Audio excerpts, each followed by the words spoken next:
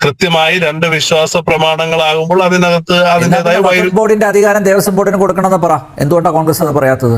എങ്ങനെ സാധിക്കുന്നു ഇതുപോലുള്ള ഓഞ്ഞ കമ്പാരിസൺ കൊണ്ടുവരാൻ? ഇതാണ് ഇവിടുത്തെ നിങ്ങൾ ചെയ്യുന്നതിലുള്ള ഈ തുറപ്പ പണി എന്ന് പറയുന്നത്.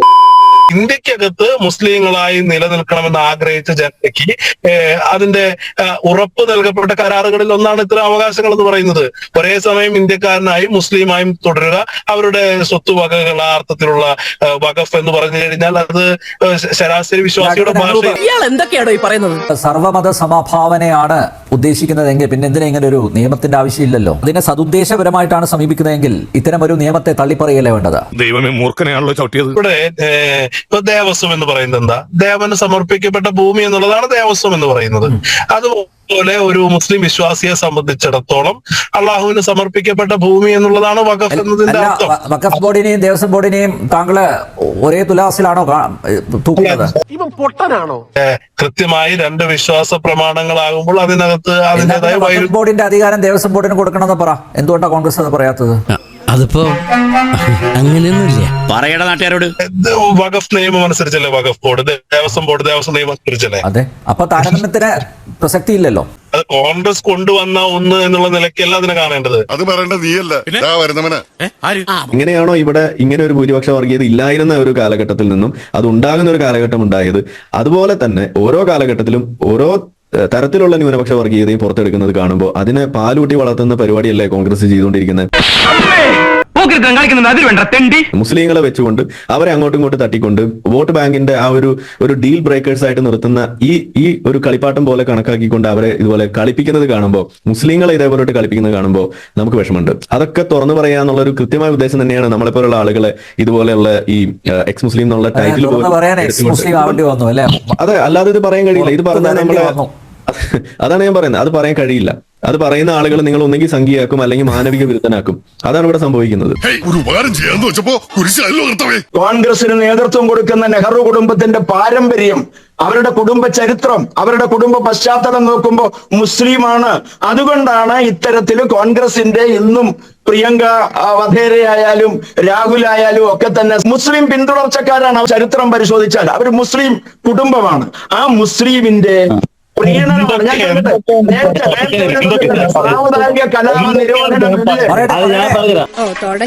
പച്ചക്ക് പറയുമ്പോ എന്തിനാണ് പൊള്ളുന്നത്? ഇതൊക്കെ ഓഹോ, അങ്ങനെയാണല്ലേ. നെഹ്റു കുടുംബത്തെ കുറിച്ചൊക്കെ ഇങ്ങനെ വൃത്തികേടുകൾ പറയുമ്പോ എന്താ വൃത്തികേട് പറഞ്ഞത്?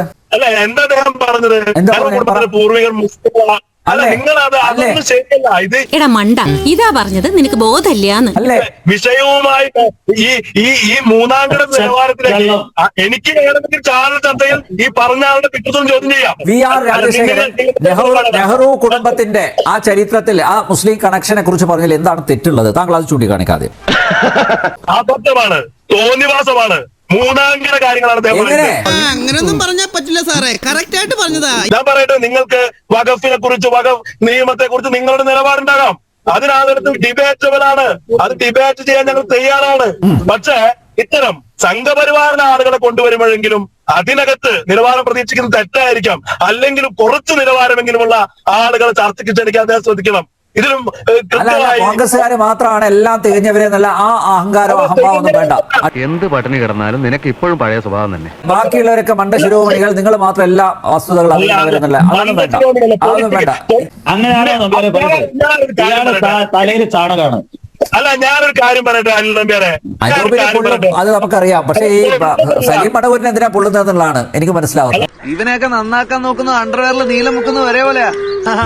എമ്മാമത്തായിയുടെ പുസ്തകം ഞാൻ തരാം. എമ്മാമത്തായി എഴുതിയ പുസ്തകം ഞാൻ തരാം അങ്ങേക്ക്. ശ്രീ അനൂപ് വായിച്ചാണ്. എന്റെ കയ്യിലുണ്ട് ഇതിന്റെ ഈ ബുക്ക്, എന്റെ കയ്യിലുണ്ട്. ഞാൻ വായിച്ച ആണോ? ഭയങ്കര മത്തായിയുടെ പുസ്തകത്തിൽ അങ്ങനെ അറിയാവുന്ന കാര്യമാണ് സലീം മടവൂർ. ഇതിലൊന്നും ഒരു പൊതുവില്ല. നമുക്ക് വായിച്ചു ബോധ്യപ്പെടാവുന്നതാണ്. ഞാൻ വായിച്ചു. തന്റെ അഭിനയൊക്കെ കൊള്ളാം, പക്ഷെ ഞങ്ങൾക്ക് വേണ്ട. അതൊക്കെ അങ്ങ് കൈ വെച്ചിരുന്നാ മതി. ആരിഫ് ഹുസൈൻ പറയാം. ഇനി ഇവിടെ എന്താ ഉണ്ടാവും പറയാൻ പറ്റില്ല. ഇവിടെ ഇപ്പൊ നമ്മൾ കണ്ടെന്താന്ന് പറഞ്ഞു കഴിഞ്ഞാൽ ഇത്തരത്തിലുള്ള വിഷയങ്ങൾ വരുമ്പോ ഇതിന്റെ ഫാക്ട്സ് അനലൈസ് ചെയ്തുകൊണ്ട് അതിനകത്തൊരു കാര്യം പറഞ്ഞത് തീരുമാനമാവും ഇത് ഭരണഘടനാപരമാണോ അല്ലയോ എന്നുള്ളത്.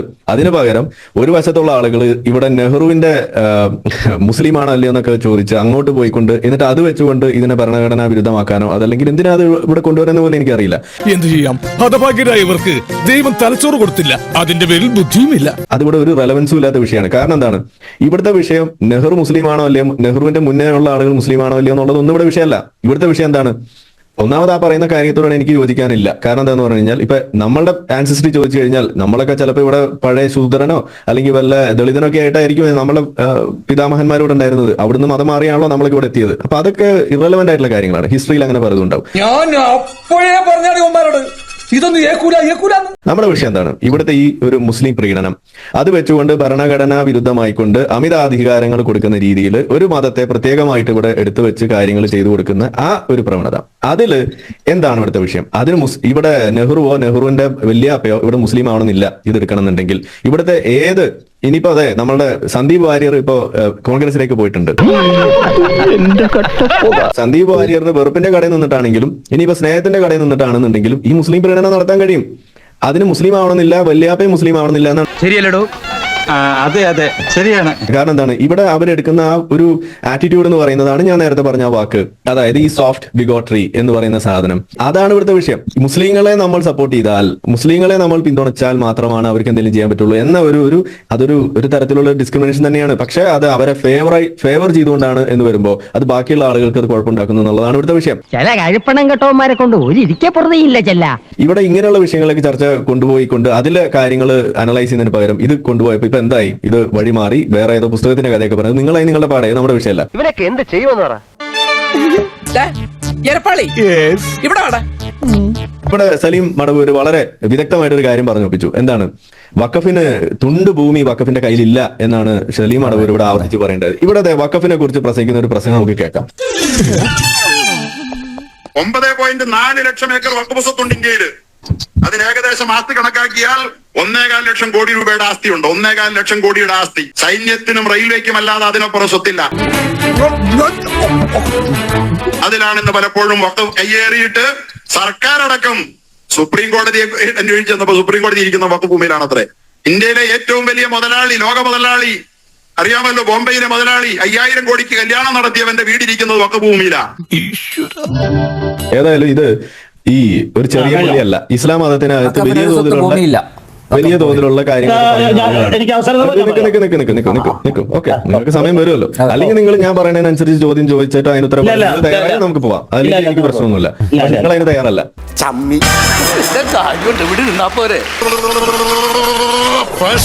ഒരാള് വഖഫ് ചെയ്യണമെങ്കിൽ അയാളുടെ പേരിലുള്ള കൃത്യമായി അയാൾക്ക് ഉടമസ്ഥാവകാശമുള്ള ഭൂമിയെ മാത്രമേ അയാൾക്ക് വഖഫ് ചെയ്യാൻ പാടുള്ളൂ. അത് വഖഫ് പള്ളിക്ക്, ദൈവത്തിന് വേണ്ടി, ദൈവത്തിന്റെ ഇഷ്ടത്തിനനുസരിച്ച് അല്ലെങ്കിൽ ദൈവപ്രീതിക്കായിട്ട് പള്ളിക്ക് കൊടുക്കാം, മദ്രസക്ക് കൊടുക്കാം, വിദ്യാഭ്യാസ സ്ഥാപനങ്ങൾക്ക് കൊടുക്കാം, ഇതൊക്കെ അയാൾക്ക് കൊടുക്കാം. അയാളുടെ സ്വാതന്ത്ര്യമാണ്.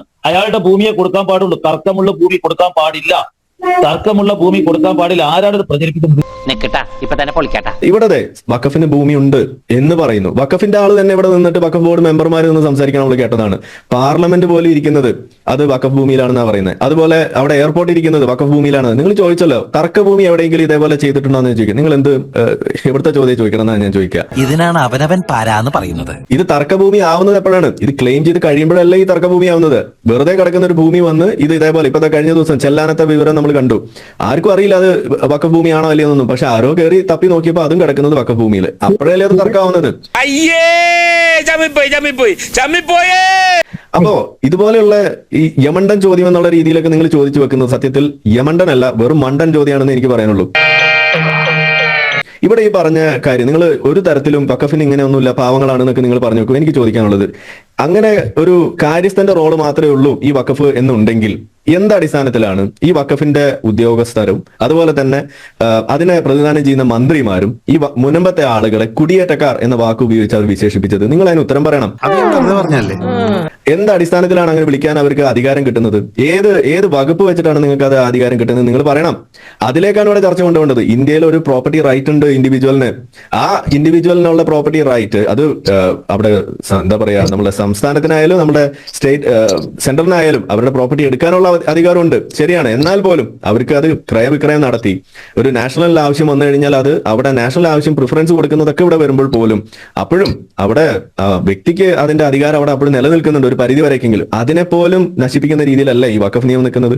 അവിടെയല്ല ഈ ഭരണഘടനാ വിരുദ്ധമെന്ന് നമ്മൾ പറയുന്നത്. നിങ്ങൾ ഇവിടെ കമ്പാരിസൺ കൊണ്ടുവന്നു. ഇവിടെ എന്താണ് ദേവസ്വം ബോർഡിന്റെ അവിടുന്ന് ഒഴിച്ചു വിടാനെന്ന രീതിയിലൊക്കെ നിങ്ങൾ പറഞ്ഞു. നിങ്ങൾ ആദ്യം ശ്രദ്ധിക്കേണ്ട കാര്യം എന്താന്ന് പറഞ്ഞാൽ ഇവിടുത്തെ ഈ പറയുന്ന ദേവസ്വം ബോർഡിനോ അതല്ലെങ്കിൽ ഇതുപോലുള്ള ഏതെങ്കിലും ബോർഡ് തന്നെ ആയാലും ഏത് സംസ്കൃത പേര് വെച്ചിട്ടാണെങ്കിൽ പോലും അവർക്ക് ഇറങ്ങി പോകും മക്കളെ എന്ന് പറയാനേ പറ്റുള്ളൂ. ഇറക്കി വിടാൻ കഴിയില്ല. കാരണം എന്താണ്? അതിന്റെ അമിതാധികാരം, വഖഫിനുള്ള തരത്തിലുള്ള അമിതാധികാരം ആ പറയുന്ന ബോഡിക്കില്ല. ഇവിടെ എന്താ സംഭവിക്കുന്നത്? ഇവിടെ വഖഫ് ക്ലെയിം വെച്ച് കഴിഞ്ഞാൽ അടുത്ത ദിവസം മുതൽ അവർക്ക് കരമടയ്ക്കാൻ പോലും കഴിയുന്നില്ല എന്ന് വരുന്നിടത്ത് അവർ ഓൺ ദ സ്പോട്ട് ഇവിടെ കുടിയേറ്റക്കാരായിട്ട് മാറുന്നു. ആ തരത്തിലുള്ള ഒരു സാധനം വെച്ചിട്ട് നിങ്ങൾക്ക് ഇതുപോലെ ഒരു കമ്പാരിസൺ നടത്താൻ എവിടുന്നാണ് ഇത്രമാത്രം ഉടുപ്പ് കിലോ കണക്കിന് കിട്ടുന്നത് എന്നാണ് എനിക്ക് ചോദിക്കാനുള്ളത്. സാർ എന്നെ അപമാനിക്കരുത്.